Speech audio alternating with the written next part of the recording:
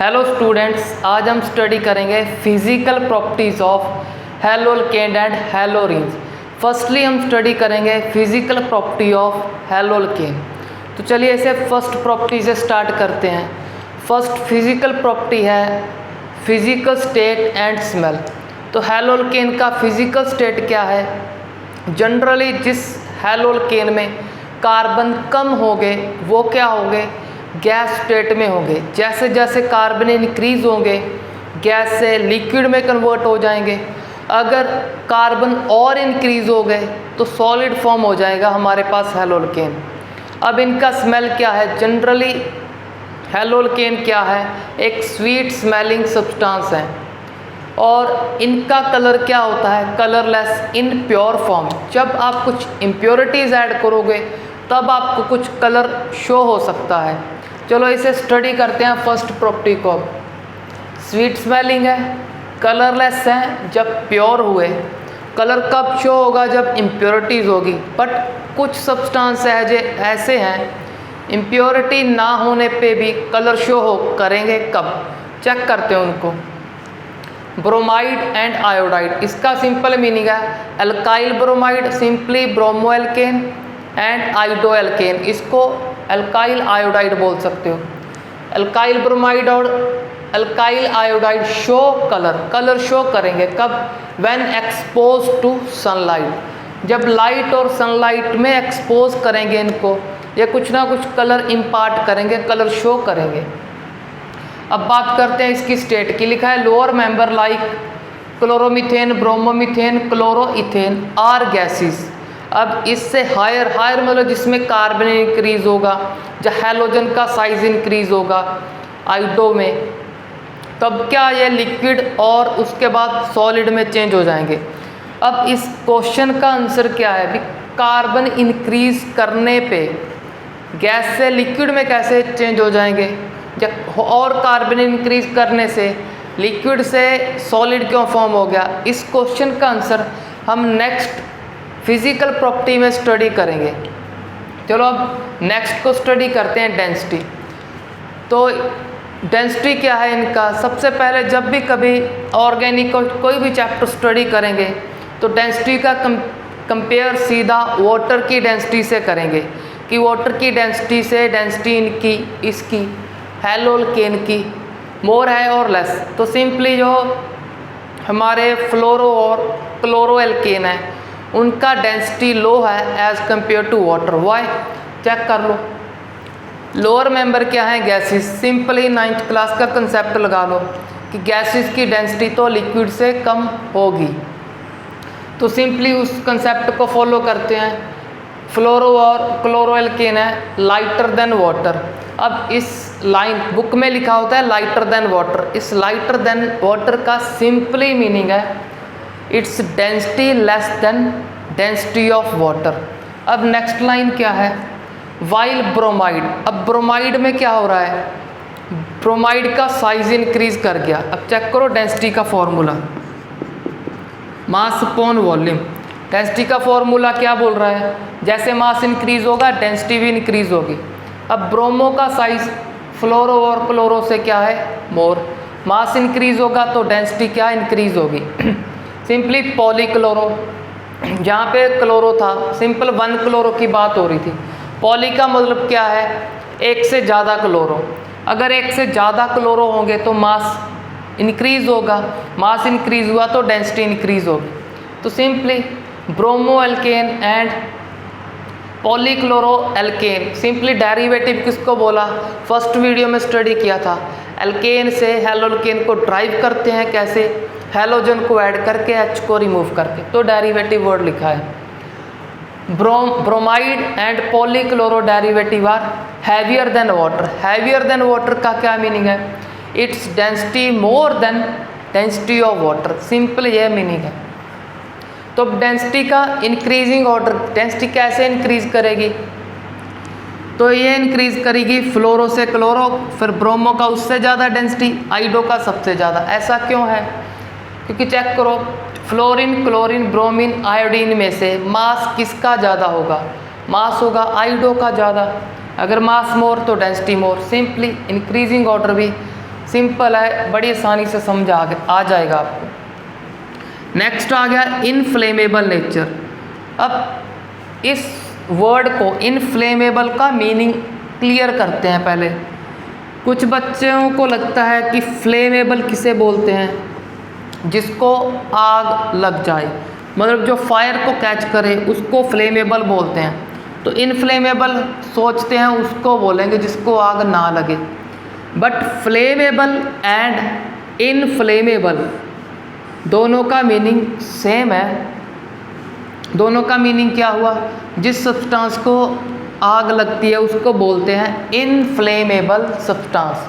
तो इस इनका मीनिंग ऐसे मत समझ लेना कि जिसको आग नहीं लगती, इन दोनों का मीनिंग सेम है। तो ये चलो हमें मीनिंग तो क्लियर हुआ, जिस सब्सटेंस को आग लग जाए या जो फायर कैच करे। अब हमारी बात आती है हमारे हैलोल्केन की। हैलोल्केन सब्सटेंस क्या है, नॉट इनफ्लेमेबल है। हैलोल्केन्स आर जनरली नॉट इनफ्लेमेबल। इसका सिंपल मीनिंग हुआ they do not catch fire. और इसमें एक एक्स्ट्रा प्रॉपर्टी है।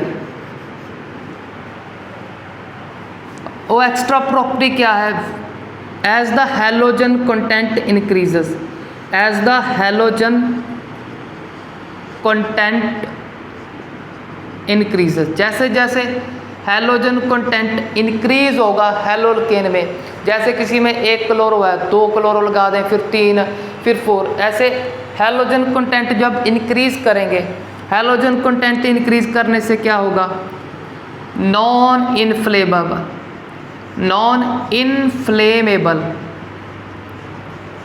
नेचर क्या होगा। इनफ्लेमेबल तो आपको समझ आ गया, जिसको आग लगे फायर कैच कर ले। आगे नॉन लगा दिया, नॉन क्या, जो फायर ना कैच करे। तो नॉन इनफ्लेमेबल करैक्टर या नॉन इनफ्लेमेबल नेचर क्या होगा, और इंक्रीज हो जाएगा। कब, जब हैलोजन कंटेंट इंक्रीज करोगे। फॉर एग्जांपल CCl4, इसमें चेक करो कार्बन के साथ मैक्सिमम 4 एटम अटैच कर सकते हो, 4 के 4 हमने हैलोजन कर दिए।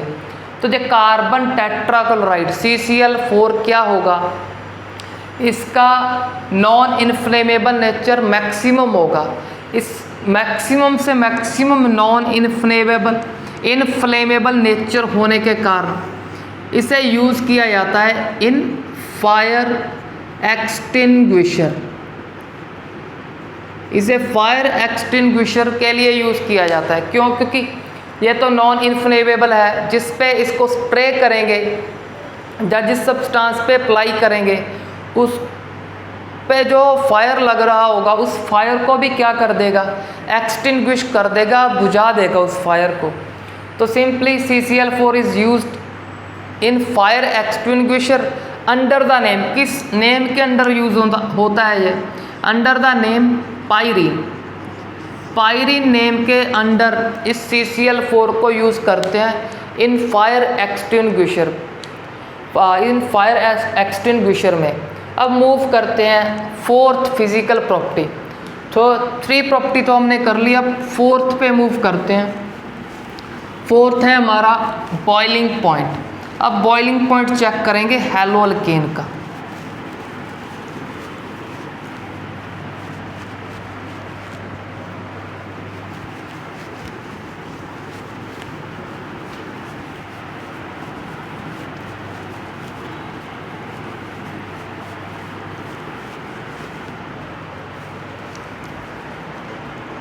अब 4th property, 4th physical properties boiling point.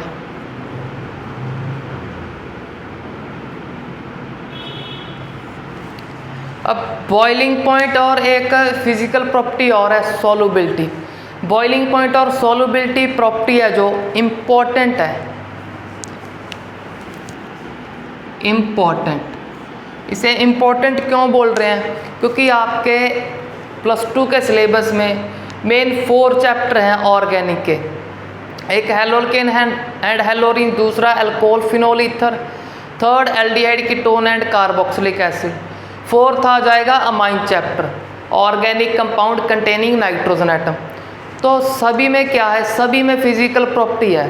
उन फिजिकल प्रॉपर्टीज़ में सबसे ज़्यादा चांस क्वेश्चन आने के किससे होते हैं, वो होते हैं इस बॉइलिंग पॉइंट और सॉल्युबिलिटी से। तो इन 4 चैप्टर का जो बॉइलिंग पॉइंट है या सॉल्युबिलिटी है, इससे आपको फाइनल एग्ज़ाम में कोई ना कोई क्वेश्चन तो हर साल जरूर आता है। तो इसको अच्छे से करना आप।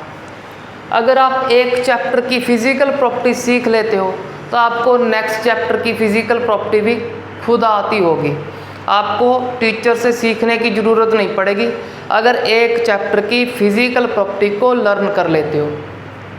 तो ये खास बात है ऑर्गेनिक में, अगर एक चैप्टर स्टडी करते हो तो नेक्स्ट का भी कुछ ना कुछ स्टडी हो जाता है अपने आप, क्योंकि सेम कंसेप्ट अप्लाई होता है। चलो आप बात करते हैं बॉइलिंग पॉइंट की। अगर हमें बॉइलिंग पॉइंट को स्टडी करना है तो सबसे पहले आपको, चलो ये तो पता है बॉइलिंग पॉइंट क्या है, फिजिकल प्रॉपर्टी है। अब फिजिकल प्रॉपर्टी किन फोर्स पे डिपेंड करती है उनको आपको याद करना है। तो physical property PP physical property mainly depend करती है 2 फोर्स पे, एक हाइड्रोजन बॉन्डिंग, दूसरा वंडरवॉल फोर्स। अब हाइड्रोजन बॉन्डिंग और वंडरवॉल फोर्स में कौन सा स्ट्रॉन्ग है, अगर +1 में लर्न कर लिया तो ठीक, अगर नहीं लर्न किया अब लर्न कर लो, बड़ी आसानी से लर्न हो जाएगा। हाइड्रोजन बॉन्डिंग और वंडरवॉल फोर्स में हाइड्रोजन बॉन्डिंग क्या होती है, स्ट्रॉन्ग होती है। इसका मीनिंग क्या हुआ कि ये स्ट्रॉन्ग है, इसका सिंपल मीनिंग ये है जिस सब्सटेंस में हाइड्रोजन बॉन्डिंग हुआ उसका बॉइलिंग पॉइंट और मेल्टिंग पॉइंट हाई होगा। किससे, उस सब्सटेंस से जिसमें वंडरवॉल फोर्स हुई, क्योंकि ये तो वीक है, अगर वीक है तो उसका बॉइलिंग पॉइंट और मेल्टिंग पॉइंट भी लो होगा। ये स्ट्रॉन्ग है, अगर स्ट्रॉन्ग है तो boiling point melting point high होगा जिसमें हाइड्रोजन बॉन्डिंग प्रेजेंट होगा। अब हाइड्रोजन बॉन्डिंग को थोड़ा सा रिवाइज करते हैं +1 के कंसेप्ट को। हाइड्रोजन बॉन्डिंग के लिए जैसे नाम ही बता रहा है हाइड्रोजन तो एसेंशियल है, मस्ट है, ये तो होना चाहिए। और क्या होना चाहिए, और यहाँ 3 ऑप्शन है, 3 में से कोई एक। तो सिंपली नाइट्रोजन, ऑक्सीजन और फ्लोरीन, इन 3 में से कोई भी एक अगर आपको मिल गया और H मिल गया तो वहाँ पे हाइड्रोजन बॉन्डिंग हो जाएगा। बट हाइड्रोजन बॉन्डिंग के लिए एक बात को और चेक करना है आपको, सिंपल एलिमेंट नहीं चेक करने, एलिमेंट पे चार्ज भी होना चाहिए। चलो ये तो इलेक्ट्रोनेगेटिव एलिमेंट है, जब भी किसी कंपाउंड में आपको मिल गए इनके ऊपर तो पार्शली नेगेटिव हमेशा होगा, क्योंकि मोर इलेक्ट्रोनेगेटिव है पीरियोडिक टेबल में, तो सभी से इलेक्ट्रॉन खींच के अपने ऊपर नेगेटिव ले आएंगे। इनका तो चलो आपको खास चेक नहीं करना, क्योंकि यहाँ तो नेगेटिव होगा, चेक करने की ज़रूरत नहीं। चेक करना पड़ेगा इसको कि इसके ऊपर पॉजिटिव है, इसके ऊपर कभी पॉजिटिव होता है कभी नहीं। अगर पॉजिटिव ना हुआ तो हाइड्रोजन बॉन्डिंग नहीं होगी, चाहे आपको इनमें से कोई एक मिल गया और H भी मिल गया। अगर H पे चार्ज नहीं है तो कोई हाइड्रोजन बॉन्डिंग वहाँ पर पॉसिबल नहीं है। क्यों नहीं है आगे आपको क्लियर करूँगा अभी इस वीडियो में। अब बात करते हैं हम वंडरवॉल फोर्स की, थोड़ा तो हमने रिवाइज कर लिया इसको। अब वंडरवॉल फोर्स क्या है, डायरेक्टली प्रोपोर्शनल टू साइज। अब ऑर्गेनिक में इसका क्या मीनिंग है, सिंपली कार्बन, अगर एक कार्बन से दूसरे कंपाउंड में 2 हो गए, 2 कार्बन का मीनिंग क्या है, साइज इंक्रीज हो रहा है। अगर साइज इंक्रीज हुआ वंडरवॉल फोर्स इंक्रीज होगा, अगर वंडरवॉल फोर्स इंक्रीज हो गया तो simple boiling point melting point increase होगा। हम ये भी बोल सकते हैं अगर साइज इंक्रीज हुआ तो उसकी सरफेस का एरिया भी इंक्रीज होगा। तो चलो ये तो हमें क्लियर हुआ, बट इसमें एक स्पेशल फिनोमिना है कि surface area inversely proportional to branching, कि जब भी कभी ब्रांचिंग हो गया, ब्रांचिंग क्या है जब एग्जाम्पल आएगा तब क्लियर करेंगे। ब्रांचिंग जब भी हुआ तो size surface area van der Waals force सभी डिक्रीज करेंगे। अगर वंडरवॉल फोर्स डिक्रीज हुआ तो boiling point melting point decrease हो जाएगा। चलो अब लर्न करते हैं हैलोअल्केन के बॉइलिंग पॉइंट को, इसको अच्छे से स्टडी करते हैं। तो पहले यहाँ पे मैंने कोई हैलोअल्केन लिख लिया। चलो इसका कंपेयर करते हैं किसी अनदर कंपाउंड से। यहाँ पे लिख लिया मैंने अल्कोहल। तो हमको क्या करना है, हमने चेक करना है क्लोरोमीथेन और इस मीथेनॉल से। चलो पहले तो सिंपल लिख देता हूँ इसे, इस मीथेनॉल और इस क्लोरोमीथेन में से चेक करना है किसका बॉइलिंग पॉइंट हाई है।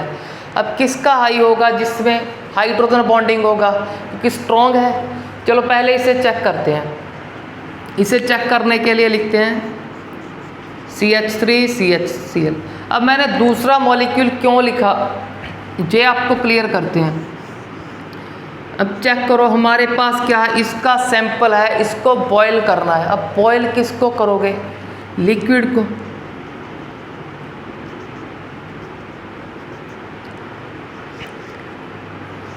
तो मैं इसमें कुछ मॉलिक्यूल्स ड्रॉ कर रहा हूँ, 3-4। चलो 5 मॉलिक्यूल ड्रॉ कर ले आपको समझाने के लिए। अब सभी को पता है जब कोई लिक्विड बॉयल करता है तो उसके क्या वेपर्स फॉर्म होते हैं, वेपर्स। अब वेपर्स कब फॉर्म होंगे, हीट करने पे, क्योंकि बॉइलिंग में हम सिंपली हीट करते हैं। अब सपोज करो हम हीट कर रहे हैं, हीट करेंगे जब सपोज क्या आपको पता है वेपर्स किसके फॉर्म होंगे, इनसाइड तो वेपर फॉर्म नहीं करेगा, वेपर्स फॉर्म होते हैं सरफेस से।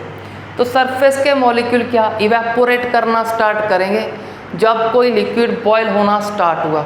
अब हमें चेक करना है इस सरफेस मॉलिक्यूल का इनर मॉलिक्यूल से अट्रैक्शन कैसा है, इनर मॉलिक्यूल के साथ। अगर नहीं आपको विजिबल, सिंपल चेक कर लो, इस मॉलिक्यूल का अंदर के मॉलिक्यूल से अट्रैक्शन चेक करना है। क्यों चेक करना है वो भी बता रहा हूँ। अब सपोज करो ये अट्रैक्शन हुआ स्ट्रॉन्ग। अगर अट्रैक्शन स्ट्रॉन्ग हुआ तो हमें इसको वेपर बनाने के लिए, बॉयल करने के लिए मोर हीट करना पड़ेगा, क्योंकि इसका अट्रैक्शन कब ब्रेक होगा, जब हम मोर हीट करेंगे। मोर हीट करने पे इसके वेपर्स फॉर्म होंगे, जब वेपर्स फॉर्म होंगे तब ही लिक्विड बॉयल करेगा। अब इस लिक्विड को बॉयल कराने के लिए सिंपली हमें इसके वेपर्स फॉर्म करने पड़ेंगे। वेपर फॉर्म करने के लिए इस अट्रैक्शन को ब्रेक करना पड़ेगा। अगर ये अट्रैक्शन हुआ स्ट्रॉन्ग तो बॉइलिंग पॉइंट हाई, अगर अट्रैक्शन ही वीक हुआ तो थोड़ा सा हीट करने पे ही ब्रेक हो जाएगा और वेपर फॉर्म हो जाएगा। अगर आसानी से वेपर फॉर्म हो गए तो बोल देंगे बॉइलिंग पॉइंट क्या है, लो, क्योंकि अट्रैक्शन क्या रह गया, वीक है। अब चलो अब इस अट्रैक्शन को चेक करते हैं। अब अट्रैक्शन किसके बीच है, 2 मॉलिक्यूल। अब चेक करो, ये हमारा एक मॉलिक्यूल क्लोरोमीथेन का, ये हमारा दूसरा मॉलिक्यूल क्लोरोमीथेन का। अब आपको क्लियर हो गया होगा हम 2 मॉलिक्यूल की अट्रैक्शन क्यों चेक कर रहे हैं, क्योंकि अब ये अट्रैक्शन अगर स्ट्रॉन्ग हुआ तो उसके वेपर बनाने के लिए, उसको बॉयल करने के लिए मोर हीट करना पड़ेगा। मोर हीट का मतलब बॉइलिंग पॉइंट मोर। अगर अट्रैक्शन ही जहाँ पे वीक हुआ तो लेस हीट करेंगे तो बॉइलिंग पॉइंट लो या लेस, सिंपल बोल सकते हो। तो चलो अब आपको क्लियर, ये अट्रैक्शन ही क्यों चेक करेंगे, ये क्लियर हुआ। अब इस अट्रैक्शन को चेक करते हैं कि वीक है या स्ट्रॉन्ग है, हाइड्रोजन बॉन्डिंग है और वंडरवॉल है। चलो इस मॉलिक्यूल का इससे अट्रैक्शन चेक करते हैं। पहले तो चेक करो, हाइड्रोजन बॉन्डिंग के लिए H चाहिए। चलो H तो है, वैसे आपको अभी के लिए बता रहा हूँ, जो H कार्बन से अटैच है वो हाइड्रोजन बॉन्डिंग नहीं फॉर्म करता। क्यों, क्योंकि उसके ऊपर चार्ज नहीं होता। क्यों नहीं चार्ज, इसको बाद में डिस्कस करेंगे। अभी के लिए इतना याद रखो, ये हाइड्रोजन जो कार्बन से अटैच है वो हाइड्रोजन के ऊपर पॉजिटिव नहीं होता, कोई हाइड्रोजन बॉन्डिंग फॉर्म नहीं करेगा। चलो H ही नहीं हमारा काम का, अगर H ही नहीं काम का, हाइड्रोजन बॉन्डिंग के लिए H चाहिए तो कोई हाइड्रोजन बॉन्डिंग नहीं। अगर हाइड्रोजन बॉन्डिंग एब्सेंट तो क्या बचा, simple van der Waals force. Van der Waals force क्या है, वीक। तो इसका बॉइलिंग पॉइंट क्या होगा, लो। अगर सपोज करो किसी ने मान भी लिया कि हाइड्रोजन काम का है, वैसे तो काम का नहीं है, अगर सपोज कर लिया हाइड्रोजन काम का है, फिर चेक करो क्या इसमें नाइट्रोजन है, नाइट्रोजन ऑक्सीजन फ्लोरीन में से चेक करो कोई भी नहीं है, तो कोई हाइड्रोजन बॉन्डिंग नहीं, तो बॉइलिंग पॉइंट सिंपली लो होगा इसका। वैसे ये हाइड्रोजन काम का नहीं है, अब बता रहा हूँ आपको क्यों काम का नहीं है। अब चेक करो हमारे हेलोल्केन का फॉर्मूला क्या है, सिंपली RX। R में क्या होते हैं, कार्बन एंड हाइड्रोजन। इस R में कार्बन कार्बन बॉन्ड और कार्बन हाइड्रोजन बॉन्ड होंगे। इस R पार्ट को बोलते हैं हम नॉन पोलर। अब नॉन पोलर किसको बोलते हैं, जिसमें कोई नेगेटिव नहीं कोई पॉजिटिव नहीं, उसको नॉन पोलर बोलते हैं। अब चेक करो R में 2 टाइप के बॉन्ड हैं, carbon carbon and carbon hydrogen. यहाँ के मैं शो नहीं कर रहा हूँ क्योंकि सभी को पता है H कितने आएंगे, तो हम कंसेप्ट क्लियर कर रहे हैं कि नॉन पोलर क्यों बोला इस R को। चेक करो कार्बन कार्बन बॉन्ड है, अगर कार्बन कार्बन बॉन्ड है, दोनों साइड सेम एटम है, सेम एटम है, तो इस बॉन्ड के इलेक्ट्रॉन को इक्वली अट्रैक्ट करेंगे।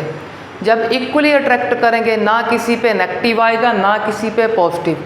अगर नेगेटिव पॉजिटिव नहीं आया तो बॉन्ड क्या हुआ, कंप्लीटली ये बॉन्ड सभी के सभी carbon carbon bond non polar हुए।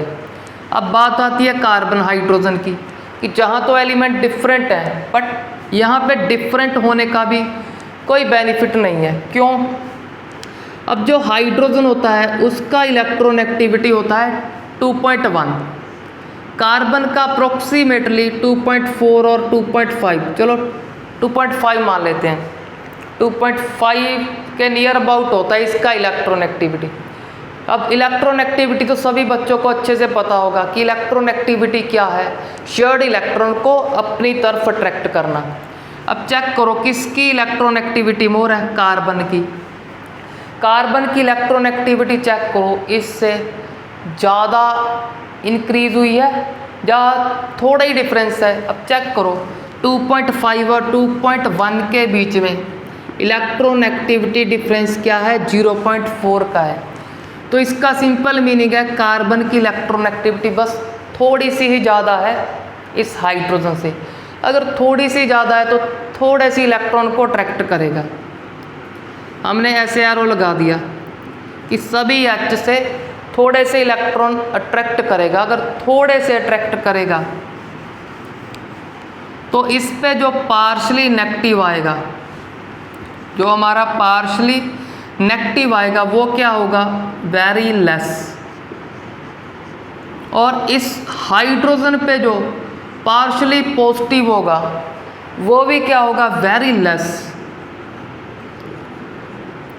देखो अब इलेक्ट्रोनेगेटिविटी डिफरेंस के कम होने के कारण यहाँ पे नेगेटिव पॉजिटिव तो आ रहे हैं, नो डाउट नेगेटिव पॉजिटिव आ रहे हैं, बट वो नेगेटिव पॉजिटिव का मैग्नीट्यूड, इस चार्ज का मैग्नीट्यूड बहुत ही कम है due to less electronegativity difference. अगर मैग्नीट्यूड कम है तो उसको क्या कर दिया, निगलेक्ट, इग्नोर कर दिया। इग्नोर करने के कारण हम इस पूरे के पूरे R पार्ट को क्या बोलते हैं, नॉन पोलर। क्योंकि ये हमारा थोड़ा सा जो पॉजिटिव चार्ज आया है, ये थोड़ा सा पॉजिटिव चार्ज सफिशिएंट नहीं है इस हाइड्रोजन बॉन्डिंग के फॉर्मेशन के लिए। तो ये थोड़े से पॉजिटिव से काम नहीं चलेगा, पॉजिटिव थोड़ा ज़्यादा अमाउंट में होना चाहिए, तभी हाइड्रोजन बॉन्डिंग के लिए H काम का है। अब थोड़े से पॉजिटिव से कोई हाइड्रोजन बॉन्डिंग का फॉर्मेशन नहीं होता, तो सिंपली हम इसे इग्नोर करेंगे, निगलेक्ट करेंगे, और निगलेक्ट करके पूरे के पूरे R को क्या बोलेंगे, नॉन पोलर। तो आपने अब जहाँ से सीख लिया भी इस R पार्ट को नॉन पोलर क्यों बोलते हैं, तो सभी चैप्टर के लिए इस कंसेप्ट को याद रखना कि कार्बन कार्बन और कार्बन हाइड्रोजन बॉन्ड को नॉन पोलर में कंसीडर करेंगे। वैसे एक्चुअल में थोड़ा बहुत चार्ज है, उसको इग्नोर किया हमने। चलो अब ये तो क्लियर हो गया कि R पार्ट क्या है हमारा, नॉन पोलर। और हमने चेक कर लिया कि इसका इनके बीच में क्या है, वंडरवॉल फोर्स वीक है तो बॉइलिंग पॉइंट लो बोल दिया। अब इसको चेक करते हैं। इसको चेक करने के लिए मैं लिखूँगा CH3OH। तो इसके कोई 2 मॉलिक्यूल बनाऊंगा और उनमें से अट्रैक्शन चेक करूंगा कौन सी है, वंडरवॉल फोर्स है या हाइड्रोजन बॉन्डिंग है। फर्स्ट ऑफ ऑल AH तो काम के नहीं, आपको क्लियर हो गए, बट J जो H है काम का है। क्यों? क्योंकि एक ये ऑक्सीजन से अटैच है। ऑक्सीजन क्या है, सभी बच्चों को पता है, मोर इलेक्ट्रोनेगेटिव एलिमेंट है। अगर मोर इलेक्ट्रोनेगेटिव है, यहाँ से इलेक्ट्रॉन अट्रैक्ट करेगा, अपने पे ले आएगा पार्शली नेगेटिव एक लार्ज अमाउंट में, इस पे partially positive in large amount. अब इसका जो पॉजिटिव चार्ज है लार्ज अमाउंट में है, तो ये अच्छा सफिशेंट है हाइड्रोजन बॉन्डिंग के लिए। अब हाइड्रोजन बॉन्डिंग में क्या करेंगे, सिंपल, सबको पता है, इस नेगेटिव को पॉजिटिव से अटैच करेंगे या इस पॉजिटिव को दूसरे के नेगेटिव से। चलो इसको अटैच करते हैं, इस नेगेटिव को दूसरे के पॉजिटिव से। अब दूसरा कौन होगा, इसका ही दूसरा मॉलिक्यूल। अब चेक कर लो, इसको अटैच करना है पॉजिटिव से, तो पॉजिटिव कहाँ पे होगा, दूसरे में। यहाँ पे तो कोई नेगेटिव पॉजिटिव नहीं, जो है इग्नोर है क्योंकि काम के नहीं, कम अमाउंट में है, तो पॉजिटिव होगा सिंपली यहाँ पे। तो मैं सिंपली शो कर रहा हूँ O नेगेटिव का अट्रैक्शन इस H के साथ। अब थोड़ा सा दिमाग लगाओ, H किससे अटैच होगा, यहाँ से कॉपी कर लो, H अटैच होगा O से, और O के साथ कौन जुड़ा होगा, यहाँ से कॉपी करो R ग्रुप आपका। तो सिंपल यहाँ पे हमने दूसरे मॉलिक्यूल को फॉर्म कर लिया। अब चेक करो, 2 मॉलिक्यूल के बीच में एक नेगेटिव और पॉजिटिव का, नेगेटिव पॉजिटिव का अट्रैक्शन है। इस नेगेटिव पॉजिटिव के अट्रैक्शन को ही हाइड्रोजन बॉन्डिंग बोलते हैं हम। बट ये हाइड्रोजन बॉन्डिंग सिर्फ कौन कर सकते हैं, हाइड्रोजन एंड ये 3 ही करेंगे। इन 3 में से हमें ऑक्सीजन मिल गया। आपने एक बात का और ध्यान रखना है, कहीं भी आप ये मत कर देना कि इधर भी O नेगेटिव उधर भी O नेगेटिव। नेगेटिव नेगेटिव तो रिपेल करेंगे, अट्रैक्ट नहीं। अट्रैक्शन करने के लिए एक से तो पॉजिटिव ही आएगा, पॉजिटिव होगा H पे। दूसरे में से चेक कर लेना ऑक्सीजन, नाइट्रोजन, फ्लोरीन में से कौन है, जो भी होगा ऐसे हाइड्रोजन बॉन्डिंग को शो कर देना। अब चेक करो, इसमें हाइड्रोजन बॉन्डिंग है, वो स्ट्रॉन्ग है। अगर स्ट्रॉन्ग है तो इसका boiling point more as compare to our haloalkane. अब हम मूव करते हैं इसके next question of boiling point पे।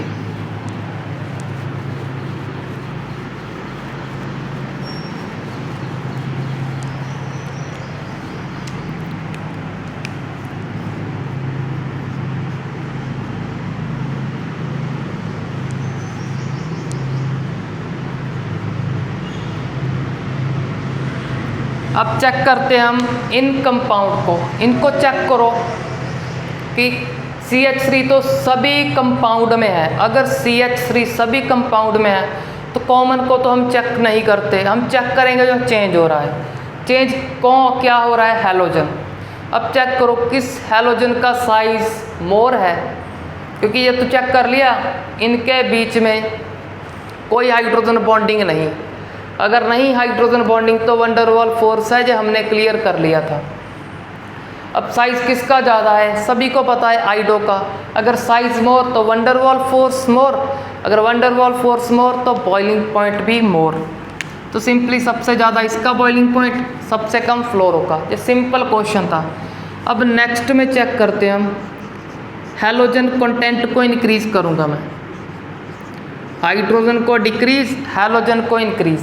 यहाँ पे एक हैलोजन था, अब एक हाइड्रोजन और हटा देंगे, 2 क्लोरीन लगा देंगे, 2 हैलोजन, अब 3, लास्ट में 4।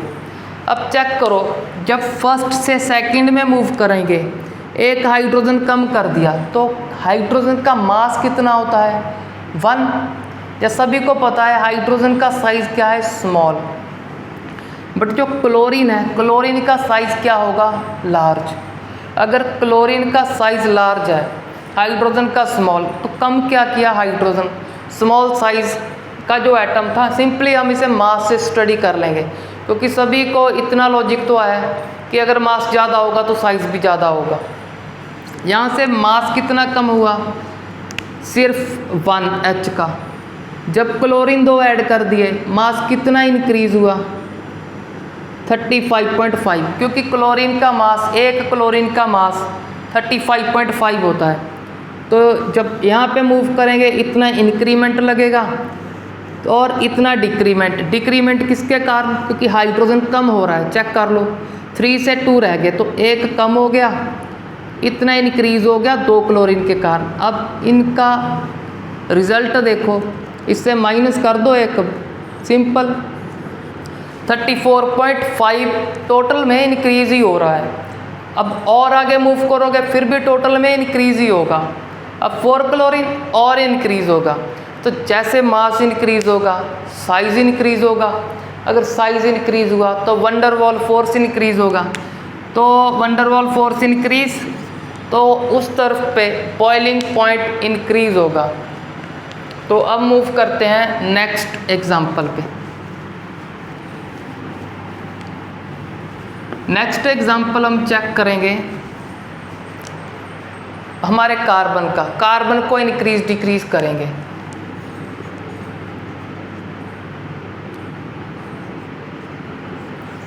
अब चेक करो, इस कंपाउंड में 2 कार्बन है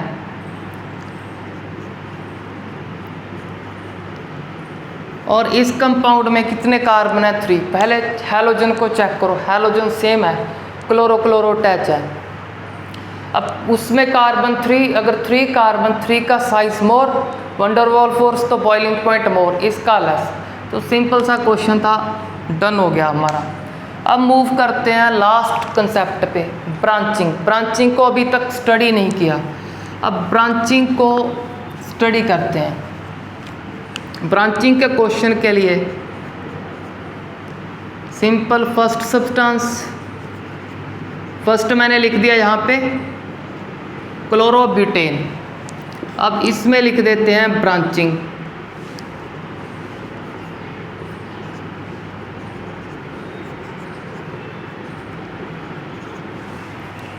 इसको ए बोल देते हैं, इसको बी, एक सी लिख लेते हैं।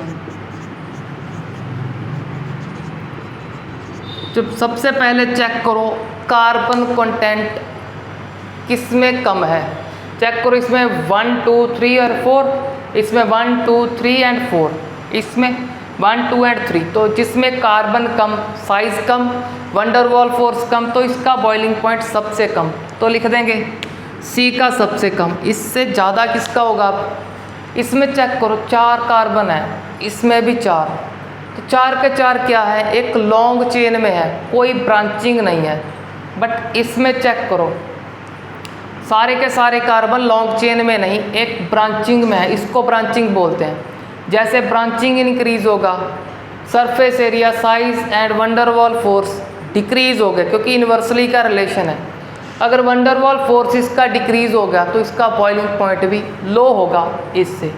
तो सबसे हाई बॉइलिंग पॉइंट इसका कम, इसका सबसे कम। तो सिंपली सेकंड पे आएगा हमारा बी से ज़्यादा ए का। तो हमने सिंपल ब्रांचिंग का कंसेप्ट भी लर्न कर लिया। अब मूव करते हैं नेक्स्ट फिजिकल प्रॉपर्टी, सॉल्युबिलिटी।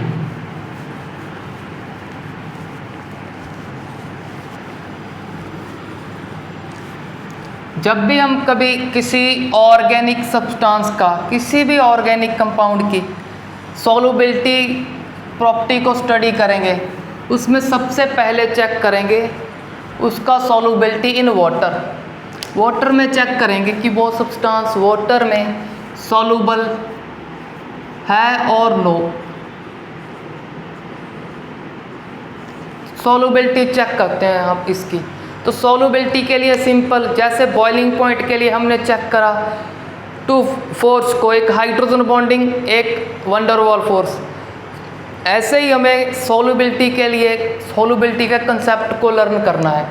वो कंसेप्ट क्या है, लाइक डिजॉल्व लाइक।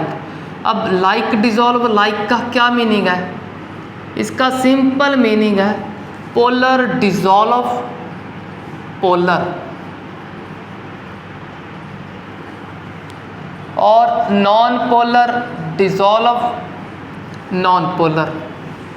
लाइक मतलब नॉन पोलर लाइक कहेंगे इनको, जो पोलर और पोलर होगा उसको लाइक बोलेंगे।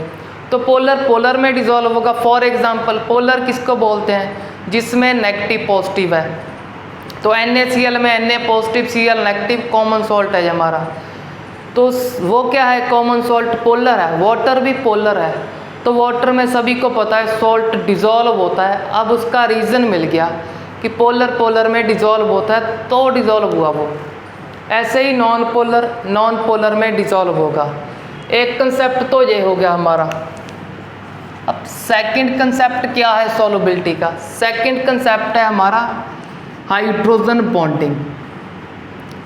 अब ये कंसेप्ट कैसे लगाना है हमें, आपको चेक करना है कि आपके ऑर्गेनिक कंपाउंड जिसको भी आप चेक करना चाहते हो कि वाटर में डिसॉल्व होगा और नॉट, तो करना क्या है, उस सब्सटेंस का चेक करना है कि वाटर से हाइड्रोजन बॉन्डिंग हो रहा है। अगर हाइड्रोजन बॉन्डिंग अच्छे से हो गया तो वो सब्सटेंस वाटर में डिसॉल्व होगा। अगर हाइड्रोजन बॉन्डिंग थोड़ा सा कम हुआ तो वो सब्सटेंस आपका वाटर में थोड़ा कम सॉल्युबल होगा। अगर बिल्कुल ही हाइड्रोजन बॉन्डिंग ना हुआ तो वो सब्सटेंस क्या होगा, वाटर में इनसॉल्युबल होगा, वो डिसॉल्व नहीं होगा। तो इन दो कंसेप्ट को यूज़ करेंगे, कभी इसको कभी उसको। तो दोनों ही कंसेप्ट में सॉल्युबिलिटी के क्वेश्चन सॉल्व करने में हेल्प करेंगे। तो चलिए पहले चेक करते हैं क्या वाटर से हाइड्रोजन बॉन्डिंग फॉर्मेशन होगा। चलो यहाँ से पे एग्जांपल लिया क्लोरो का, तो इसका चेक करना है क्या वाटर से हाइड्रोजन बॉन्डिंग है।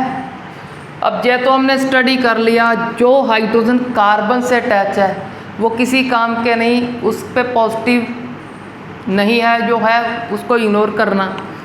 तो ये H तो काम के नहीं, तो H यहाँ से सिलेक्ट करेंगे। H पे होगा पार्शली पॉजिटिव, O पे नेगेटिव। अगर यहाँ से H यूज़ किया, इधर क्या चेक करोगे, चेक करेंगे हम फ्लोरीन नहीं है इसमें, नाइट्रोजन वो भी नहीं, ऑक्सीजन भी नहीं, तो कोई हाइड्रोजन बॉन्डिंग नहीं। तो क्या बोलेंगे हम, these compound are insoluble in water. अब चेक करेंगे दूसरे को, फिर तीसरे को, तीनों को चेक कर लो। अब 1 बाय 1 कोई हाइड्रोजन बॉन्डिंग नहीं होगा, क्योंकि ना फ्लोरीन है, ना ऑक्सीजन है, ना नाइट्रोजन है। अब बचा हमारे पास एक। उस एक को स्टडी करने से पहले आपको एक बात बता दूं इनकी, कि हैलोअल्केन क्या है। Haloalkanes are generally insoluble in water. इस जनरली का मीनिंग क्या होता है, जब भी जनरली लगा दिया, जनरली का मतलब होता है मोस्ट ऑफ जे काम करेंगे जो आगे लिखा है। आगे क्या लिख दिया हमने, insoluble in water. Most of the haloalkane क्या हो गए, इनसॉल्युबल हो गए वाटर में, डिसॉल्व नहीं हो गए। अब जो 1-2 बचे वो क्यों सॉल्युबल है उनको चेक करते हैं। चेक करो हमारा फ्लोरो वाला, फ्लोरो एल्केन, सिंपली फ्लोरोमीथेन। अब जे तो वाटर के साथ यहाँ से H फ्लोरीन पे नेगेटिव होगा, क्योंकि मोर इलेक्ट्रोनेगेटिव है, अट्रैक्ट करेगा इलेक्ट्रॉन को, तो नेगेटिव आएगा, इधर पॉजिटिव। और नेगेटिव से कौन अटैच होगा, पॉजिटिव। इस अट्रैक्शन को क्या बोलेंगे, हाइड्रोजन बॉन्डिंग। तो ये हमारा जो फ्लोरो एल्केन है वो थोड़ा बहुत हाइड्रोजन बॉन्डिंग का फॉर्मेशन कर सकता है। अगर करेगा तो थोड़ी बहुत अमाउंट में वाटर में सॉल्युबल हो जाएगा। इसकी वजह से ये जनरली वर्ड लिखना पड़ गया बुक को कि जनरली इनसॉल्युबल। ऐसे 1-2 केस हैं जो सॉल्युबल होंगे due to formation of hydrogen bonding. अब चेक करो, हाइड्रोजन बॉन्डिंग का कंसेप्ट तो हो गया। अब चेक करते हैं इस पोलर नॉन पोलर कंसेप्ट को। जैसे जैसे हमारा हैलोअल्केन का R पार्ट इंक्रीज करेगा, R पार्ट चेक करो, कार्बन को बोलते हैं, इसमें आर पार्ट क्या था, स्मॉल। जैसे जैसे आर पार्ट इंक्रीज होगा, इस आर पार्ट को क्या बोलेंगे, नॉन पोलर। जैसे जैसे नॉन पोलर इंक्रीज हुआ, अब नॉन पोलर क्या, इस पोलर में डिसॉल्व नहीं होएगा। अब इसमें प्रॉब्लम क्या होगा, जब फ्लोरो इससे हाइड्रोजन बॉन्डिंग का फॉर्मेशन करेगा, तब इस हाइड्रोजन बॉन्डिंग को ब्रेक करेंगे। कौन ब्रेक करेंगे, उसके लिए फिर से एक कंसेप्ट रिवाइज करते हैं। आपको बोला है आपके पास जब भी कोई रिएक्शन करते हो, उसमें रिएक्टेंट का एक मॉलिक्यूल नहीं होता, उसके बहुत सारे मॉलिक्यूल होते हैं। तो जब इस कंपाउंड को वाटर में चेक करेंगे कि सॉल्यूबल हो रहे हैं और नॉट, तो उस वाटर के और इस कंपाउंड के बहुत सारे मॉलिक्यूल होंगे। सपोज करो कुछ ने हाइड्रोजन बॉन्डिंग फॉर्म किया, बट जो पेंडिंग मॉलिक्यूल होंगे इसके जैसे, वो इस हाइड्रोजन बॉन्डिंग में एंटर कर जाएंगे। जब इस हाइड्रोजन बॉन्डिंग में एंटर कर गए तो हाइड्रोजन बॉन्ड क्या हो जाएगा, हाइड्रोजन बॉन्डिंग हो जाएगा ब्रेक। अगर हाइड्रोजन बॉन्डिंग ब्रेक हो गया तो ये कंपाउंड वाटर में सॉल्यूबल नहीं होगा। सिंपली बोल सकते हो, as the size of alkyl group, alkyl group क्या है, non polar. As the size of non polar alkyl group increases, solubility of haloalkane in water decreases. तो सिंपल हमने solubility को भी यहाँ पे डन कर लिया। अब मूव करते हैं लास्ट प्रॉपर्टीज। अब चलो लास्ट प्रॉपर्टी पे मूव करने से पहले आपको एक कंसेप्ट और बता दें कि वाटर की तो बात होगी, वाटर में इनसॉल्युबल है, जहाँ एक तो ही सॉल्युबल होंगे। मोस्टली क्या वर्ड बोलेंगे, जनरली इनसॉल्युबल। क्यों है ये आपको एक्सप्लेन कर दिया मैंने। अब वाटर में तो इनसॉल्युबल है, तो सॉल्युबल किस में है, सॉल्युबल चेक करो ये किस में होंगे। ये हमारे क्या हैं, नॉन पोलर पार्ट। तो ये रूल को यूज़ करो, non polar dissolve non polar. अब जिसके पास नॉन पोलर पार्ट होगा उसमें डिसॉल्व हो जाएंगे। चेक करो हमारा बेंजीन, बेंजीन के पास कार्बन हाइड्रोजन ही है तो बेंजीन में सॉल्युबल होंगे। और चेक करो अल्कोहल, अल्कोहल के पास चेक करो नॉन पोलर पार्ट है, alcohol, benzene, ether, aldehyde, ketone. जिसके पास भी नॉन पोलर पार्ट होगा उसमें जो सॉल्युबल होते जाएंगे। तो इससे हमारा सॉल्युबिलिटी कंसेप्ट कंप्लीट। अब मूव करते हैं last concept, dipole movement. Sixth physical property, dipole movement. Dipole movement, dipole movement का सिंबल हो गया म्यू। साइन सभी को पता है, एक टेल और एक हेड। ये साइन होता है डाइपोल मूवमेंट का। जिन बच्चों को +1 का नहीं याद उनको थोड़ा सा रिवाइज करवा देते हैं कि जो मोर इलेक्ट्रोनेगेटिव है वो क्या करेगा, इलेक्ट्रॉन को खींचेगा। जो इलेक्ट्रॉन खींच रहा है उस तरफ एरो, इसको एरो के साइन को बोलते हैं हेड और इसको बोलते हैं टेल। ये कंप्लीट साइन है डाइपोल मूवमेंट का। अब चलो हमें कंपैरिजन करना है डाइपोल मूवमेंट का। किसकी डाइपोल मूवमेंट का, हमारे फ्लोरो, क्लोरो, ब्रोमो एंड आइटो एल्केन का। तो फ्लोरो एल्केन लिख लिया, क्लोरो एल्केन हो गया। अब ब्रोमो एल्केन, लास्ट में आइटो एल्केन। अब सबसे पहले चेक करते हैं हम डाइपोल मूवमेंट का फॉर्मूला। डाइपोल मूवमेंट का फॉर्मूला होता है चार्ज इनटू डिस्टेंस। अब चार्ज तो हमें पता चल गया कि फ्लोरीन क्या है, मोर इलेक्ट्रोनेगेटिव। फ्लोरीन तो आपको पता होना चाहिए पूरे पीरियोडिक टेबल में सबसे ज़्यादा इलेक्ट्रोनेगेटिव है, तो सभी से इलेक्ट्रॉन खींचेगा जे शेयर्ड इलेक्ट्रॉन को, तो सबसे ज़्यादा नेगेटिव आएगा और जिससे खींच रहा है उसके ऊपर मोर अमाउंट में पॉजिटिव आएगा। अब क्लोरीन की इलेक्ट्रोनेगेटिविटी थोड़ी सी कम है फ्लोरीन से, तो ये थोड़े से कम इलेक्ट्रॉन खींचेगा। तो यहाँ पे जो नेगेटिव पॉजिटिव होगा उसका अमाउंट थोड़ा कम होगा इसके कंपैरिजन में। ब्रोमीन की और कम है, तो नेगेटिव पॉजिटिव और कम हो गए, इसमें सबसे कम, क्योंकि आयोडीन की इलेक्ट्रोनेगेटिविटी सभी हैलोजन में से कम है। तो सिंपली चार्ज तो हमने चेक कर लिया कहाँ ज़्यादा है कहाँ कम है। अब डिस्टेंस को चेक करते हैं। ये डिस्टेंस कौन सा होता है? Distance between charges. अब इन चार्जेस के बीच में डिस्टेंस कौन है? बॉन्ड। अब बॉन्ड तो सभी को पता है, बॉन्ड बहुत स्मॉल होते हैं, ये तो पिकोमीटर में होते हैं। अब जिन बच्चों को नहीं पता, लर्न कर लो कि बॉन्ड लेंथ तो बहुत स्मॉल होती है, क्योंकि हमने तो स्टडी किया एटम्स आर वेरी स्मॉल। कितने स्मॉल कि ये नेक्ड आई को, ह्यूमन की नेक्ड आई को विजिबल नहीं है। अगर एटम नहीं विजिबल, उनके बीच में ये बॉन्ड लेंथ कैसे विजिबल होगा? तो सिंपली ये बॉन्ड लेंथ भी क्या होगा? वेरी लेस, ये पिकोमीटर में होता है। तो सिंपली हमारा ये डिस्टेंस का जो फैक्टर है, डिस्टेंस की वैल्यू क्या होगी? वेरी लेस होगी। बट यहाँ पे मैंने कुछ शो किया है आपको। आप सभी को पता है फ्लोरीन का साइज सबसे स्मॉल, अगर साइज सबसे स्मॉल तो बॉन्ड लेंथ सबसे स्मॉल। ये आपको इतनी बड़ी बड़ी बॉन्ड लेंथ शो किया सिर्फ कंसेप्ट को समझाने के लिए। वैसे तो बॉन्ड लेंथ स्मॉल होता है, उसको हम देख नहीं सकते, ये सिर्फ समझाने के लिए आपको। इसका बॉन्ड लेंथ सबसे स्मॉल, इसका थोड़ा लार्ज और लार्ज। आइडो का साइज सबसे ज़्यादा होता है, तो बॉन्ड लेंथ सबसे ज़्यादा होगी इन 4 में से। तो चलो डिस्टेंस का फैक्टर तो हमने वैसे भी स्टडी कर लिया, भी इसका बॉन्ड लेंथ ज़्यादा होगा, डिस्टेंस ज़्यादा होगा। बट पिकोमीटर में होने के कारण डिस्टेंस का फैक्टर क्या है? डोमिनेंट नहीं है, अपना इफेक्ट शो नहीं करता इस डाइपोल मूवमेंट में।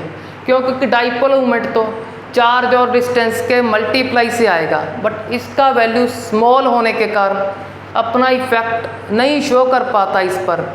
कभी कभी शो करेगा, जब शो करेगा तब देखेंगे। तब अब हम बात करते हैं, ये तो फैक्टर डोमिनेंट नहीं कर रहा, डोमिनेंट कौन करेगा?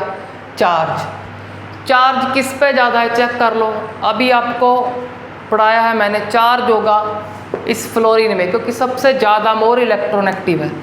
तो इस तरह से सबसे ज़्यादा डाइपोल मूवमेंट इसका होगा और सबसे कम हमारे आइडो का होगा। बट ये ऑर्डर सही नहीं है, इसमें कुछ करेक्शन करना है। देखो, अगर चार्ज को मान लें कि ये फैक्टर डोमिनेंट है, चार्ज के अकॉर्डिंग चलें तो चार्ज इंक्रीज हुआ तो डायरेक्टली प्रोपोर्शनल का रिलेशन है, तो डाइपोल मूवमेंट भी इंक्रीज होगा। तो हमने ऑर्डर ये लगा दिया, बट इस ऑर्डर में कुछ करेक्शन करना है। वो करेक्शन क्या है? क्लोरोमीथेन का डाइपोल मूवमेंट मोर है, इसका थोड़ा सा कम है। अब ऐसा क्यों हुआ? क्योंकि वहाँ ये फैक्टर भी अपना असर दिखा रहा है। वो असर क्यों दिखा रहा है उसकी बात करते हैं। वैसे तो इतना तो क्लियर है कि डिस्टेंस इंक्रीज होगा। अगर डिस्टेंस इंक्रीज होगा, डिस्टेंस और इसकी मल्टीप्लाई से, तो यह डाइपोल मूवमेंट का आंसर आएगा। चलो, अब डोमिनेंट क्यों करने लग गया, इस केस में क्यों नहीं किया, उसकी बात करते हैं। यहाँ पे इसकी जो इलेक्ट्रोनेगेटिविटी होती है, फ्लोरीन की इलेक्ट्रोनेगेटिविटी 4, क्लोरीन की 3.5। अब इलेक्ट्रोनेगेटिविटी का डिफरेंस चेक करो, ओनली 0.5। अगर इलेक्ट्रोनेगेटिविटी का डिफरेंस बहुत स्मॉल है, तो जहाँ पर जो चार्ज होंगे, यहाँ पर चार्ज और यहाँ पे जो चार्ज होगा, उनमें भी डिफरेंस क्या होगा? Very small. तो हम सिंपली बोल सकते हैं चार्ज क्या? अप्रॉक्सीमेटली नियर अबाउट सेम हो गए। अगर चार्ज नियर अबाउट सेम हो गए, डिस्टेंस तो हमको दिख रहा है कि इसका इंक्रीज हो गया। अगर ये मोर हुआ इसका, तो डाइपोल मूवमेंट भी इसका मोर ही आएगा। तो सिंपली इस इलेक्ट्रोनेगेटिविटी के डिफरेंस के कम होने के कारण चार्ज अप्रॉक्सीमेटली सेम हो गए, थोड़ा सी इसका मोर होगा। तो इस केस में चार्ज और डिस्टेंस का मल्टीप्लाई थोड़ा ज़्यादा हो गया, तो क्लोरो का जो डाइपोल मूवमेंट हो गया सबसे ज़्यादा होगा, फ्लोरो का कम। आप इस कंसेप्ट को अच्छे से कर लेना। पहले तो सभी को याद कर लेना चार्ज को डोमिनेंट मानकर। फिर इसको कैसे याद रखोगे कि यहाँ पे अब डिस्टेंस फैक्टर भी अपना असर दिखा रहा है, ऐसे लर्न करोगे। तो हमारा यहाँ पे डाइपोल मूवमेंट कंप्लीट हुआ। अब मूव करते हैं हम फिजिकल प्रॉपर्टी ऑफ हैलोरीन्स। हैलोकेन का तो फिजिकल प्रॉपर्टी कंप्लीट हुआ। अब मूव करेंगे फिजिकल प्रॉपर्टीज ऑफ हैलोएरीन्स। हैलोएरीन्स का जो फिजिकल प्रॉपर्टी है वो थोड़ा सिंपल है इससे, इसके थोड़े फिजिकल प्रॉपर्टी ज़्यादा थे, बट हैलोएरीन्स के थोड़े से फिजिकल प्रॉपर्टी हैं उनको जल्दी स्टडी करते हैं। फर्स्ट फिजिकल प्रॉपर्टी है उसका,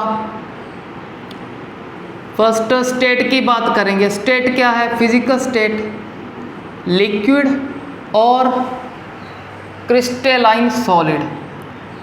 क्रिस्टलाइन सॉलिड तो जो हमारे हैलोरीन्स हैं जैसे फ्लोरोबेंजीन, क्लोरोबेंजीन, ब्रोमोबेंजीन या आइडोबेंजीन, ये क्या होते हैं? या तो लिक्विड होते हैं, कलरलेस लिक्विड, या फिर क्रिस्टलाइन सॉलिड होते हैं। सॉलिड होंगे क्रिस्टलाइन फॉर्म में। अब नेक्स्ट पॉइंट अब चेक करते हैं सॉल्युबिलिटी। सॉल्युबिलिटी के लिए चेक कर लो, चाहे क्लोरोबेंजीन चेक करो, चाहे ब्रोमो, फ्लोरो, कुछ भी चेक करो इसके पास नॉन पोलर पार्ट, क्योंकि कार्बन हाइड्रोजन बॉन्ड हो गए, बता दिया आपको। कार्बन हाइड्रोजन बॉन्ड को क्या बोलेंगे? नॉन पोलर, क्योंकि नेगेटिव पॉजिटिव कम होता है। अगर नॉन पोलर पार्ट ज़्यादा है, 6 कार्बन का नॉन पोलर पार्ट है, नॉन पोलर पार्ट का साइज ज़्यादा है, तो वाटर क्या है? पोलर। तो पोलर में क्या होंगे? ये इनसॉल्युबल। तो सिंपली लिखेंगे haloarenes are not soluble in water, not soluble in water. तो किस में सॉल्युबल होंगे? चेक कर लेना जिसमें नॉन पोलर पार्ट होगा, जैसे अल्कोहल में होगा, ईथर में होगा, बेंजीन में होगा, क्योंकि क्लोरोबेंजीन में भी बेंजीन है, तो बेंजीन में तो बड़ी आसानी से सॉल्युबल होगा, क्योंकि सेम नॉन पोलर पार्ट होगा। अब बात करते हैं डेंसिटी की। डेंसिटी का फॉर्मूला क्या है? Mass by volume. अब चेक कर लो, 6 कार्बन है, हैलोजन भी हैं, तो मास बहुत ज़्यादा होगा। अगर मास ज़्यादा है, मास इंक्रीज हुआ तो डेंसिटी क्या होगा? इंक्रीज। तो सिंपली बोलेंगे haloarenes are heavier than water. Heavier than water का क्या मीनिंग है? कि हैलोएरीन्स का डेंसिटी वाटर की डेंसिटी से ज़्यादा है। तो डेंसिटी भी हमारा क्लियर हो गया। अब मूव करते हैं बॉइलिंग पॉइंट पे। Fourth point is boiling point. तो fluorobenzene, chlorobenzene, bromobenzene and iodobenzene सभी को कंपेयर करते हैं। अब चेक करो, रिंग तो कॉमन है, रिंग तो सभी में है, तो रिंग को तो चेक नहीं करेंगे, क्योंकि इसके बेस जो कॉमन होता है, जो कंपाउंड कॉमन है, उसके बेस पे आंसर नहीं होता। आंसर किस बेस पे होगा? जो चेंज हो रहा है। चेंज हो रहा है हमारा हैलोजन। अब किस हैलोजन का साइज मोर है? आइडो का। अगर साइज मोर तो वंडर वॉल फोर्स मोर, अगर वंडर वॉल फोर्स मोर तो बॉइलिंग पॉइंट मोर। तो बॉइलिंग पॉइंट तो हुआ हमारा लर्न। अब बॉइलिंग पॉइंट चेक करेंगे हम आइसोमर्स का। आइसोमर्स का बॉइलिंग पॉइंट आपको सिंपली बता देता हूँ। आइसोमर्स का boiling point near about same होगा, बट जो आइसोमर्स का मेल्टिंग पॉइंट है वो इम्पॉर्टेंट कंसेप्ट है, उसको करते हैं। बॉइलिंग पॉइंट से आपको कोई क्वेश्चन नहीं आएगा, क्योंकि सिंपल सा था इसका कंसेप्ट। तो बॉइलिंग पॉइंट के लिए लर्न करना है कि आइसोमर्स का, आइसोमर बता दूँ आपको। चेक करो, ये पैरा आइसोमर है। अब ये चेक करो, ये मेटा आइसोमर है। आइसोमर किसे बोलते हैं? Same molecular formula but different structural formula. अब स्ट्रक्चर तो देख लो, हमने डिफरेंट कर दी, सभी की डिफरेंट स्ट्रक्चर आपको दिख रही होगी। मॉलिक्यूलर फार्मूला सेम, मतलब जितने carbon hydrogen chlorine first second में है उतने ही थर्ड में हो गए, उतने ही फर्स्ट में हो गए। तो इसको बोल देंगे सेम मॉलिक्यूलर फॉर्मूला। अब इनका हमें चेक करना है मेल्टिंग पॉइंट, क्योंकि बॉइलिंग तो आपको बता दिया नियर अबाउट सेम होगा, थोड़ा सी डिफरेंस होगा, उस थोड़े से डिफरेंस में से कोई क्वेश्चन नहीं आएगा। क्वेश्चन आएगा तो मेल्टिंग पॉइंट से। अब मेल्टिंग पॉइंट क्या है, इसका इम्पोर्टेंट क्वेश्चन है। वो क्वेश्चन क्या है कि जो पैरा आइसोमर है, पैरा आइसोमर का मेल्टिंग पॉइंट मोर है किनसे, मेटा और ऑर्थो दोनों से। अब इसका आंसर क्या है कि मेटा का इस पैरा आइसोमर का मेटा आइसोमर और ऑर्थो आइसोमर से मेल्टिंग पॉइंट हाई क्यों है। तो इसके लिए थोड़ा सा दिमाग लगाओ कि मेल्ट किसे करेंगे, पहले मेल्ट करेंगे हम सॉलिड को। तो 9th क्लास का कंसेप्ट याद करो कि सॉलिड में क्या होता है कि सॉलिड में मॉलिक्यूल क्लोज होते हैं, लिक्विड में थोड़ा स्पेस बढ़ जाता है तो मॉलिक्यूल दूर, गैस में स्पेस और इंक्रीज तो गैस में और दूर। तो सॉलिड में हमें क्या चेक करना है कि कितना क्लोज पैकिंग है। अगर क्लोज पैकिंग अच्छे से हुआ, ज़्यादा क्लोज हुआ तो मेल्टिंग पॉइंट क्या होगा, उतना इंक्रीज होगा, मोर होगा। अगर क्लोज पैकिंग वीक हो गया, दूर हो गए, तो क्या होगा, मेल्टिंग पॉइंट लो होता जाएगा, क्योंकि क्लोज पैकिंग नहीं है वहाँ। तो चेक करते हैं क्लोज कौन पैक होगा। क्लोज वो पैक होगा जो सिमेट्रिकल होगा। चेक करो ये सिमेट्रिकल है, इन दोनों की सिमेट्री खराब हो चुकी है। चलो जिनको अब नहीं समझ आ रहा सिमेट्रिकल कैसे बोल दिया, अब सिमेट्री बताते हैं आपको। तो क्लोज पैकिंग में जब इसको ये सॉलिड फॉर्म में होगा, सॉलिड में क्या होंगे, क्लोज। चेक करो, एक पैरा आइसोमर दूसरे पैरा आइसोमर के साथ क्लोज पैकिंग कर सकता है ड्यू टू सिमेट्री। सिमेट्री मतलब एंड टर्मिनल पे है ये क्लोरो ग्रुप। बट अब इनको चेक करो, किसी एक को चेक करते हैं। चलो मेटा को चेक करते हैं। मेटा का फर्स्ट आइसोमर, अब सेकंड इसके क्लोज पैक नहीं हो सकता ड्यू टू दिस क्लोरो। इस क्लोरो के कारण थोड़ा क्लोज पैकिंग खराब हो जाएगा इसका। अगर मॉलिक्यूल क्लोज पैक नहीं हुए तो सॉलिड स्ट्रक्चर अच्छे से नहीं फॉर्म होगा, मेल्टिंग पॉइंट लो रह जाएगा। ये इस सॉलिड के क्रिस्टल स्ट्रक्चर में मॉलिक्यूल क्लोज पैक हैं। अगर क्लोज पैक हैं तो मेल्टिंग पॉइंट क्या होगा, हाई। इसे मेल्ट करने के लिए मोर टेम्परेचर हमें प्रोवाइड करना पड़ेगा। तो सिंपली हमारा क्वेश्चन हो गया जे पैरा का मेल्टिंग पॉइंट हाई है due to more close packing. More close packing क्यों पॉसिबल है, ड्यू टू सिमेट्रिकल स्ट्रक्चर। अब मूव करते हैं last physical property dipole movement पर।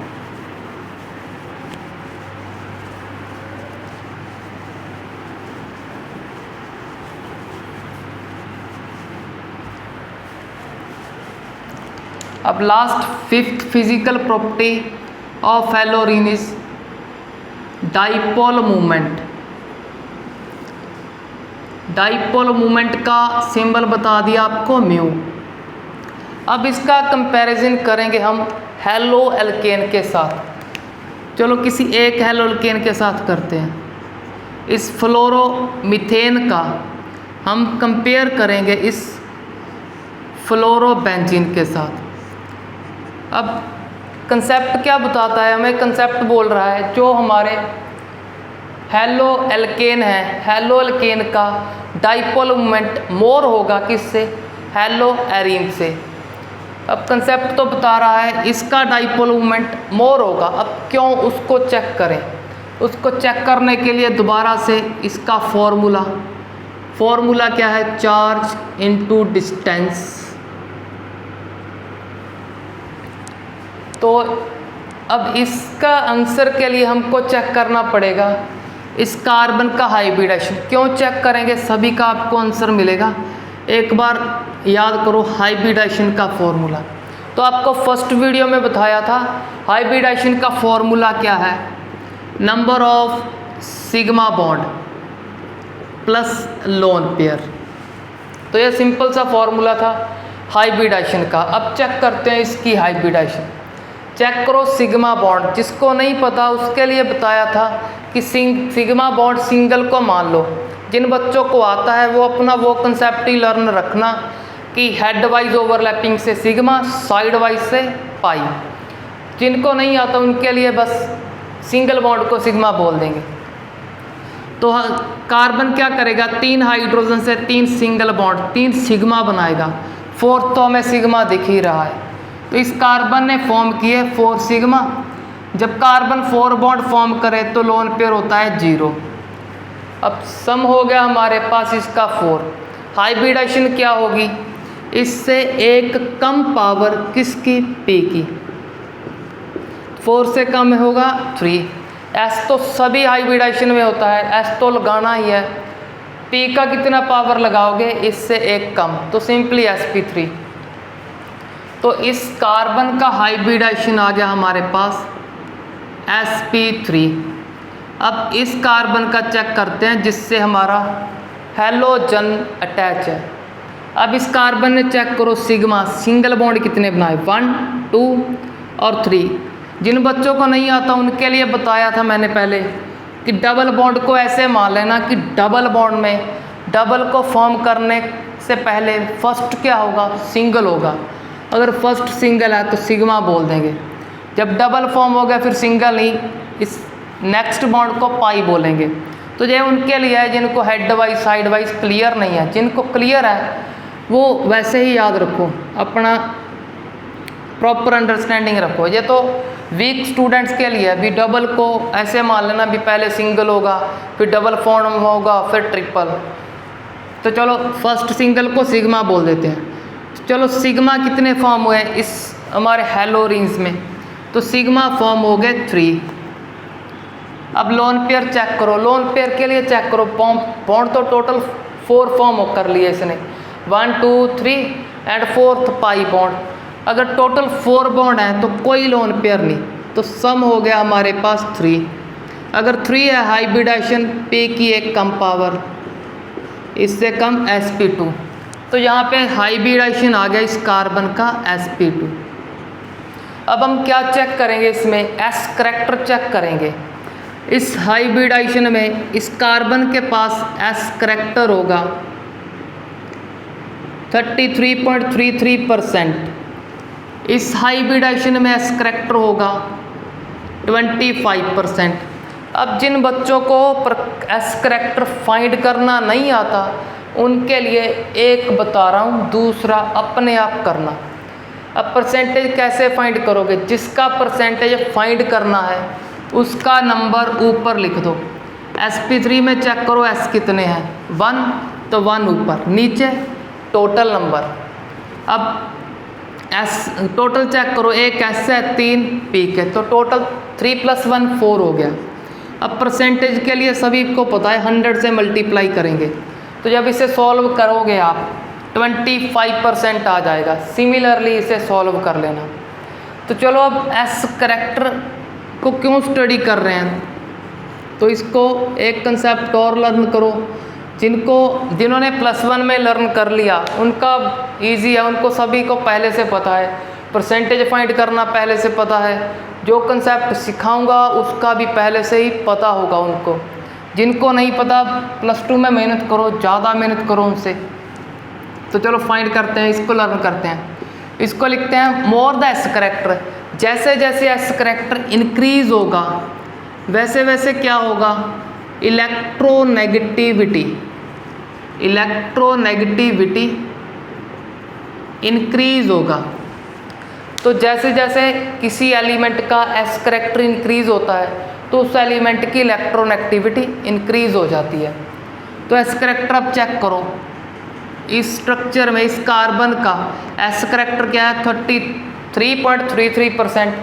यहाँ पे कार्बन का S करैक्टर 25%।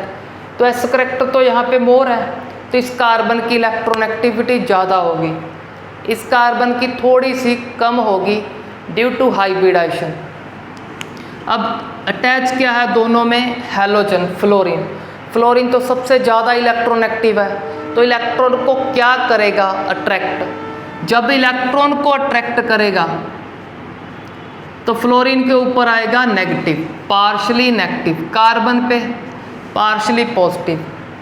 बट अब चेक करो, इस कार्बन की इलेक्ट्रोनेगेटिविटी तो कम थी due to less S character. अगर इलेक्ट्रोनेगेटिविटी कम थी तो अपने इलेक्ट्रॉन को खींच के नहीं रख पाया, फ्लोरीन ने अट्रैक्ट कर ले और अपने ऊपर नेगेटिव की लार्ज अमाउंट आ जाएगी इस फ्लोरीन के ऊपर।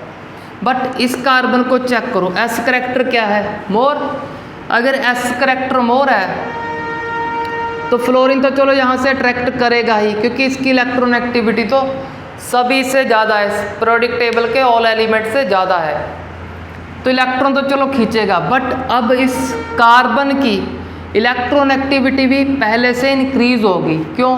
क्योंकि इसके पास एस करैक्टर मोर है। अगर एस करैक्टर मोर है तो इसकी इलेक्ट्रोनेगेटिविटी थोड़ी ज़्यादा है। अब इस ज़्यादा इलेक्ट्रोनेगेटिविटी क्या करेगी, उस फ्लोरीन को इलेक्ट्रॉन को खींचने से रोकेगी। चेक करो, जहाँ पे मैंने 3 एरो लगा दिए, भी मोर अट्रैक्ट कर रहा है, यहाँ पर 2 ही लगाए क्योंकि इसका इलेक्ट्रोनेगेटिविटी भी बढ़ा, वह अब वो भी अपना इफेक्ट दिखाएगा, इसको रोकेगा इलेक्ट्रॉन खींचने से, थोड़े से खुद अट्रैक्ट करके रखेगा। तो अब यहाँ पे क्या होगा, अब जो नेगेटिव और पॉजिटिव आएगा वो कम आएगा, चार्ज कम आएगा इस हैलोअल्केन के केस से। अगर चार्ज कम हो गया, अब चेक करो डाइपोल मोमेंट का फॉर्मूला, अगर चार्ज डिक्रीज हुआ तो डाइपोल मोमेंट क्या होगा, डिक्रीज। इसमें चार्ज क्या है, मोर। अगर चार्ज मोर तो डाइपोल मोमेंट मोर। तो सिंपली हमको इसका आंसर मिल गया कि अब हमारे हैलोअल्केन का डाइपोल मोमेंट मोर क्यों है हैलोरीन से। तो चलो इस क्वेश्चन को तो हमने कर लिया। अब लास्ट क्वेश्चन इस कंसेप्ट का, अब लास्ट क्वेश्चन के साथ साथ हमारा फिजिकल प्रॉपर्टी कंप्लीट हो जाएगा हैलोरीन्स का। लास्ट क्वेश्चन है हमारा आइसोमर्स का। चलो आइसोमर चेक करते हैं हैलोरीन के। फर्स्टली पैरा आइसोमर, सेकेंड हम लिख देते हैं मेटा आइसोमर, लास्ट में लिख देते हैं ऑर्थो आइसोमर।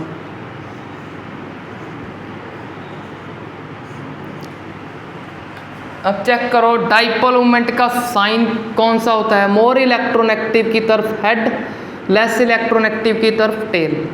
सिमिलरली यहाँ पे होगा मोर इलेक्ट्रोनेगेटिव क्लोरीन है क्योंकि हैलोजन सभी से ज़्यादा इलेक्ट्रोनेगेटिव होते हैं। तो अब चेक करो, अब ये 2 डाइपोल मोमेंट क्या है, ऑपोजिट है। अगर ऑपोजिट है तो एक दूसरे के इफेक्ट को क्या करेंगे, कैंसिल। अगर एक दूसरे का इफेक्ट कैंसिल कर दिया तो डाइपोल मोमेंट होगा, नेट डाइपोल मोमेंट होगा 0। अब इसमें चेक करो ऑपोजिट नहीं है, इनका डायरेक्शन कंप्लीटली ऑपोजिट नहीं है, तो जहाँ पे कुछ ना कुछ डाइपोल मोमेंट होगा तो उसको हम ग्रेटर देन 0 कह देंगे। अब इसमें चेक करो ऑपोजिशन और कम हो गया, ऑलमोस्ट एक सी डायरेक्शन फॉर्म होने लग गई, क्लोज क्लोज आने स्टार्ट हो गए, तो यहाँ पे डाइपोल मोमेंट और ज़्यादा इंक्रीज होगा। तो सिंपली इसको भी ग्रेटर देन 0 लिखेंगे। अब ग्रेटर देन 0 तो हमें नहीं बता रहा किसका ज़्यादा है, तो कंसेप्ट लगाओ। आपको ये भी लर्न करने की ज़रूरत नहीं कि इसका 0.5 है या इसका 0.7 है, ऐसा कुछ नहीं लर्न करना, क्योंकि कितने नंबर लर्न कर लोगे, क्योंकि कंपाउंड तो बहुत सारे हैं, तो नंबर कितने लर्न कर सकते हो आप। तो नंबर को क्रैम पर करना पड़ेगा, क्रैमिंग मुश्किल होती है, तो नंबर को नहीं याद करना, ना ही आपसे कोई नंबर पूछेगा। आपको सिंपल लर्न करना है कंसेप्ट कि किसका डाइपोल मोमेंट मोर। तो यहाँ अच्छे से क्लियर हो रहा है कि इसका ज़्यादा होगा, इसका कम, क्योंकि ये तो फिर भी ऑपोजिट है, ये कम्प्लीटली ऑपोजिट है। तो इसका डाइपोल मोमेंट सबसे ज़्यादा, ऑर्थो का सबसे ज़्यादा, मेटा आइसोमर का उससे कम, पैरा को तो 0 ही हो जाएगा। तो इससे हमारा physical property of haloalkane and haloarenes complete हुआ। आप इस फिजिकल प्रॉपर्टी को अच्छे से लर्न करने के लिए अपने नोट्स प्रिपेयर करो और अच्छे से पढ़ाई करो। Thanks for watching the video.